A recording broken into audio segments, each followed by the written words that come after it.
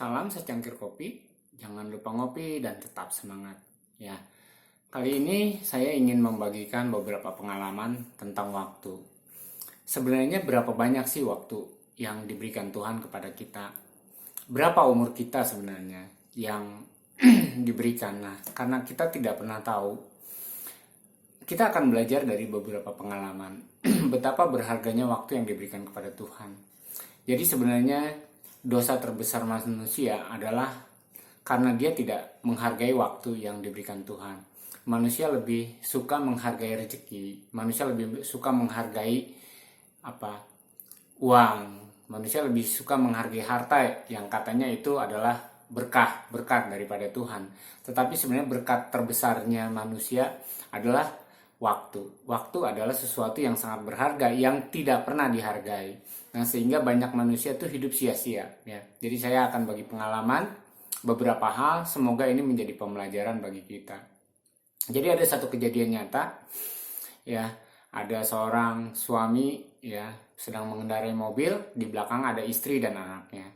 Nah, tiba-tiba sang anak kecil ini muntah karena mabuk ya di belakang mobil ya, mau sebuah mobil sedan. Lalu si istrinya itu bicara kepada suaminya. Nah, dalam sekejap suaminya tuh nengok ke belakang, sebenarnya melihat si anaknya itu kenapa ya.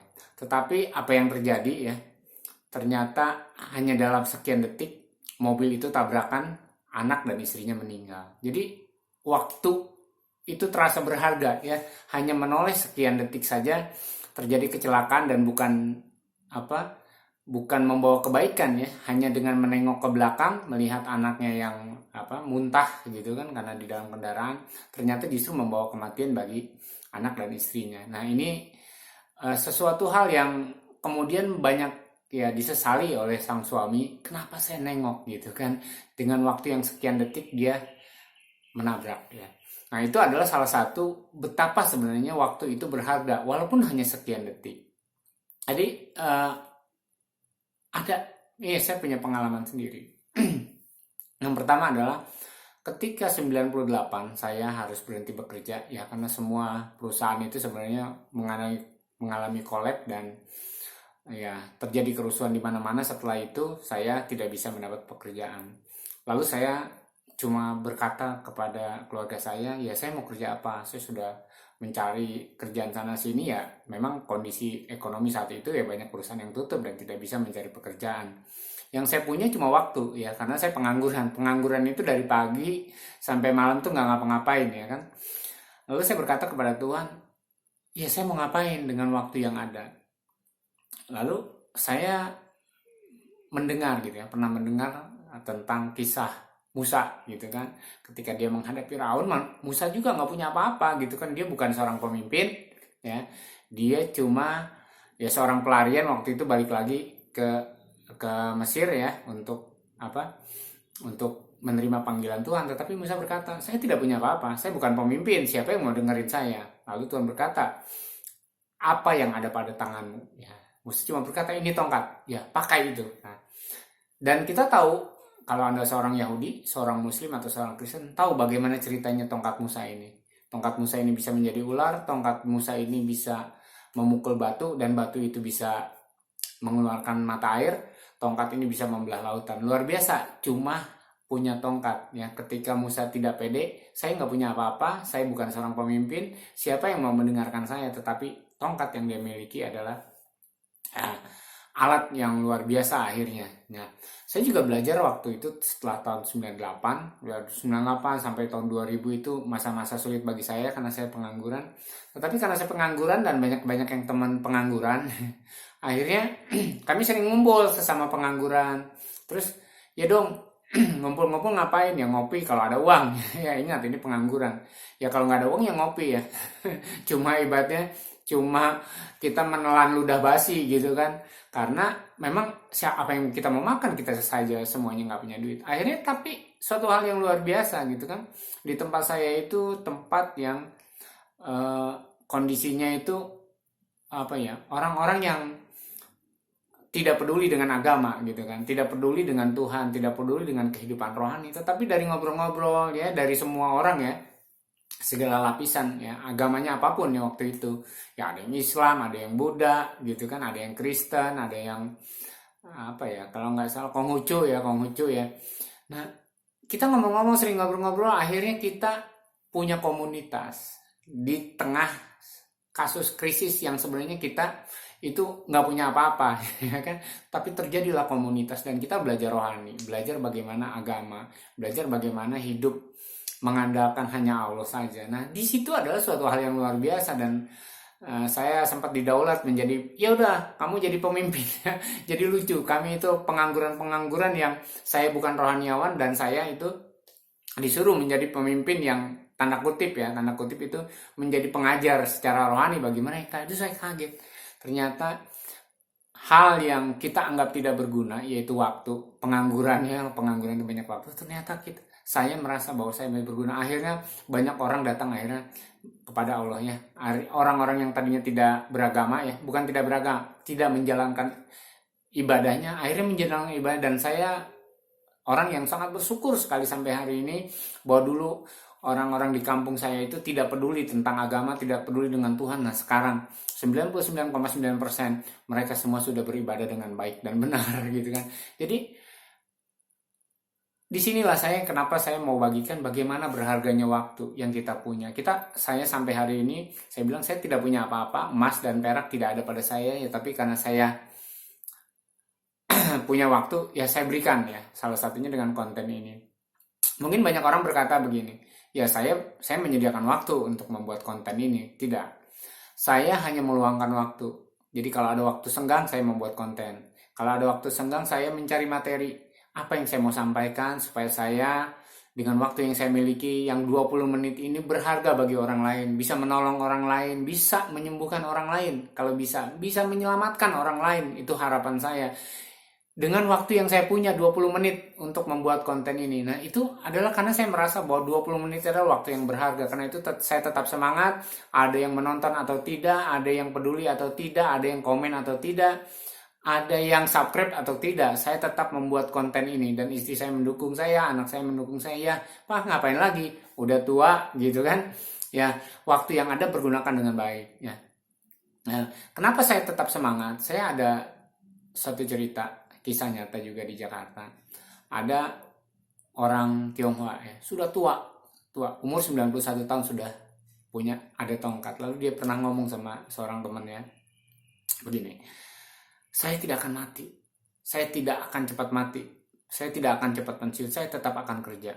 Loh, ngapain udah tua gitu kan? Ya, temannya berkata, ngapain udah tua kan?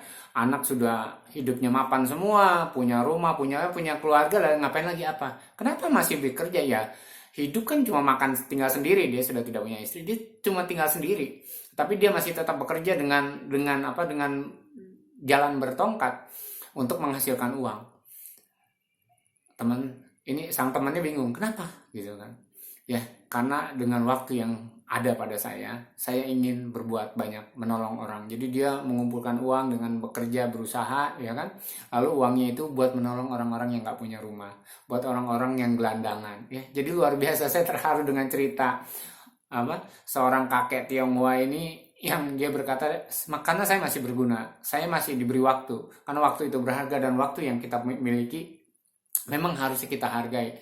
Dan masalah hidup kita adalah masalah kita lah, semua orang adalah karena tidak pernah menghargai waktu. Saya melihat anak-anak muda lebih senang dengan gadget, lebih senang dengan handphone, dan waktunya tidak terasa. Tahu-tahu mereka menjadi besar, tahu-tahu mereka menjadi harus punya uang, sekolah, harus menikah dan segala macamnya tanpa terasa gitu kan, bahwa waktu begitu cepat berlalu. Ya, saya sempat ngomong sama istri saya suatu kali, kita nggak sadar ya, anak kita yang bungsu ini yang dulu saya antar jemput sekolah, sekarang gitu kan sudah umurnya 16 tahun, sudah SMK kelas 1. Dan itu sangat tidak terasa, sepertinya baru kemarin sore.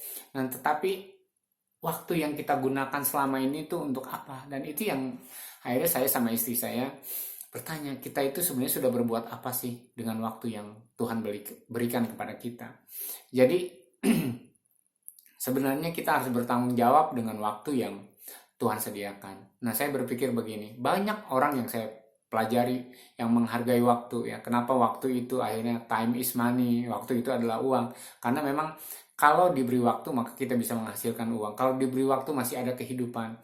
Saya melihat ada ada orang yang sudah kanker stadium berapa gitu kan, dan dia sebenarnya sudah divonis hanya beberapa bulan, tetapi Tuhan memberikan waktu dia untuk bertahun-tahun dia hidup, dan dia berkata, ya sekarang saya ini sakit, jadi kapanpun dia bisa mati, jadi dia sudah siap sedia kapanpun bisa mati, tapi waktu yang Tuhan berikan dari hari-hari dia nikmati dan dia gunakan untuk beribadah, dia gunakan untuk menolong orang lain, dia gunakan untuk berdampak bagi orang lain, dan ini luar biasa. Saya melihat seberharga itulah waktu gitu kan. Jadi kita bisa beribadah karena kita diberi waktu. Kita bisa berguna sama orang, berguna bagi bangsa ini, negeri ini, karena kita masih diberi waktu. Seandainya Tuhan tidak memberikan waktu, kita tidak bisa melakukan apa-apa.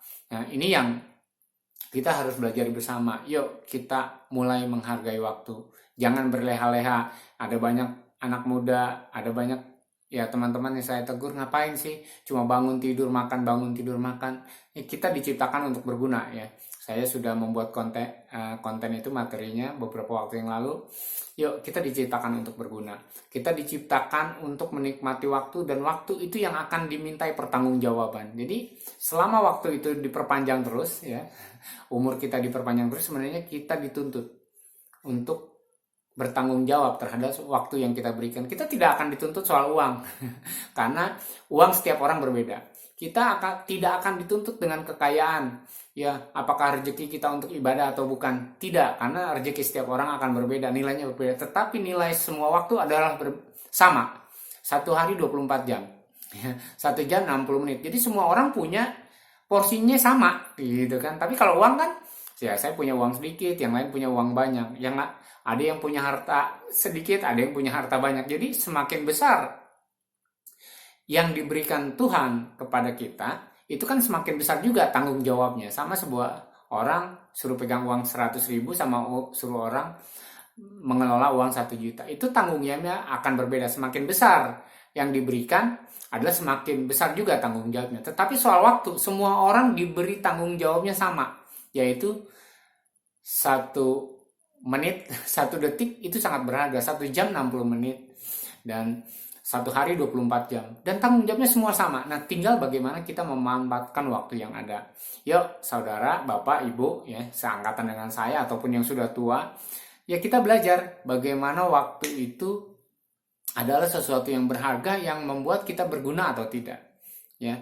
Jadi saya punya cita-cita bahwa anak saya yang paling besar, saya sudah siapkan usahanya, pekerjaannya gitu kan. Dia akan menjadi ini, dia di multimedia, dia bisa musik, dia bisa mengedit segala sesuatu. Jadi saya punya rencana terhadap dia.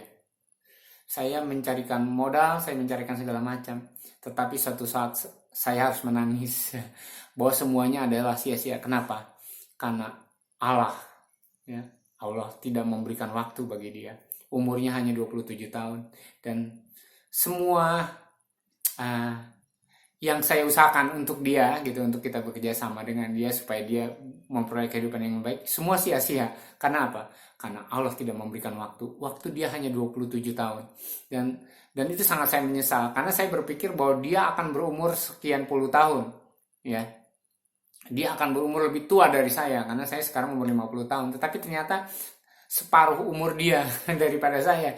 Jadi betapa berharganya waktu, betapa saya menyia-nyiakan waktu. Kenapa tidak saya bimbing sejak dia masih SD gitu kan, untuk mempersiapkan pekerjaan dia, untuk menjadikan dia sebagai orang yang berguna. Kenapa ketika saya sudah menyiapkan semuanya, mengumpulkan uang, mengumpulkan apa untuk dia, supaya dia itu punya pekerjaan, supaya dia punya kegiatan, supaya dia bisa berguna, ternyata yang menghentikannya adalah waktu. Saya tidak tahu bapak, ibu, saudara, kakek, nenek, adik-adik saya atau anak-anak saya yang menyaksikan materi ini, saya tidak tahu. Kita tuh kadang berpikir masih muda, nanti gitu kan. Jadi kadang kita berpikir bahwa nanti, dan nanti, akhirnya kita tidak tahu waktunya sebenarnya kapan. Jadi Ketika saya menyadari itu, saya tetap bersemangat membuat konten ini karena saya tidak tahu apakah besok saya mati. Jadi saya sekarang adalah orang yang menghargai waktu. Saya ingin setiap waktu saya berguna. Ya memang tidak berguna kadang buat diri saya sendiri, tapi saya berharap berguna bagi orang lain. Saya berguna bagi keluarga saya. Mungkin saya sedang tidak cari uang, tetapi saya mendorong, memberikan semangat kepada anak-anak saya, kepada keluarga saya, supaya mereka yang menghasilkan uang untuk minimal untuk diri mereka sendiri, dan mereka berguna juga untuk memberi kepada orang lain. Karena waktu itu benar-benar berharga. Dan hal yang paling menyakitkan saya ya adalah saya kehabisan waktu untuk anak saya. Waktunya Tuhan ternyata hanya 27 tahun untuk anak saya. Dan saya berpikir, nggak apa-apa. Tadinya, saya ingin dia umur 40 tahun sudah kaya. Saya ingin dia 50 tahun itu sudah mapan gitu kan. Tetapi ternyata semua yang saya usahakan untuk dia sia-sia. Kenapa? Karena Allah tidak memberikan waktu kepada dia. Demikian juga saya melihat ada ada seorang keluarga, dia punya anak kecil, cantik segala macam lah. Pokoknya sempurna lah anak ini, masih balita gitu kan. Tetapi apa yang terjadi? Semua rencana, ya dia siapkan uang, pendidikan segala macam, tetapi Tuhan tidak memberikannya waktu. Di usia balita dia harus meninggal, harus dipanggil oleh Allah. Nah, apa yang saya ceritakan itu adalah kisah-kisah menyedihkan sebenarnya. Tetapi kisah menyedihkan yang apa? Karena kita tidak menghargai waktu. Kita merasa bahwa waktu itu panjang. Kita merasa bahwa Allah itu memberikan waktu kita umurnya sampai sekian. Ya, tetapi kita tidak tahu ternyata ada yang umur 2 tahun, ada yang umur 5 tahun, ada yang umur 27 tahun seperti anak saya itu meninggal. Ya.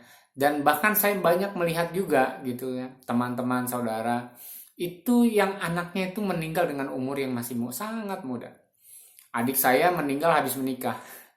Adik saya yang paling bungsu, dia menikah, anaknya belum genap 1 tahun meninggal. Itu yang tidak pernah disangka, padahal karirnya sedang menanjak waktu itu. Dia sedang ada job yang dia semua naik lah jabatannya gitu kan. Tapi ya kita tidak pernah berpikir, kami senang-senang aja bahwa dia adik bungsu kami, dia mendapatkan sesuatu yang luar biasa. Tetapi waktunya Tuhan sudah bilang off. Dan ketika itu tidak ada yang bisa komplain.